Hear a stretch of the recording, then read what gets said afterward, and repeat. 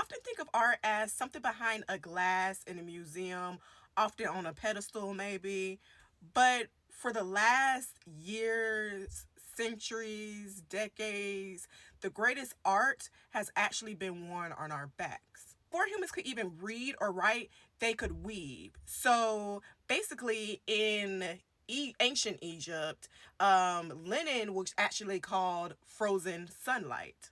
And in Peru, they would bury royalty in embroidery, like special, beautiful embroidery that modern tech can't even, figure out nowadays. They can't figure out the stitching. They can't figure none of that out. And like I've said time and time again, back then, textiles weren't just clothing. They were a form of language. Now, fast forward to the Middle Ages. If you were a king, you didn't buy a Ferrari. You bought a tapestry. They were actually the original high-def storyboard. The Bayeux tapestry is actually a 70-meter long tapestry, and they used it for like those drafty days in the stone castles. They use it for installation.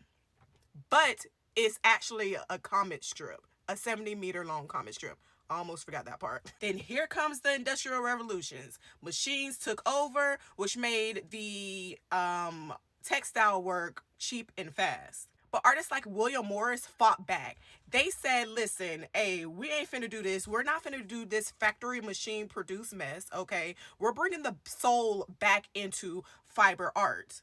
He was the rebellion of this whole industrial revolution movement. Artists were basically saying just because a machine can do it doesn't mean it should be done. And by the 1960s, fiber art officially broke the craft barrier. We went from woven blankets to massive 3D structures hanging from ceilings. It stopped being woman's work and started being a political powerhouse. They were using craftism to change the world and literally yarn that can glow, okay? Are you hearing me? And still today, we're still telling our stories with a little bit of string, but the yarn is longer, okay? What's your favorite piece of your wearable art? Let me know in the comment section.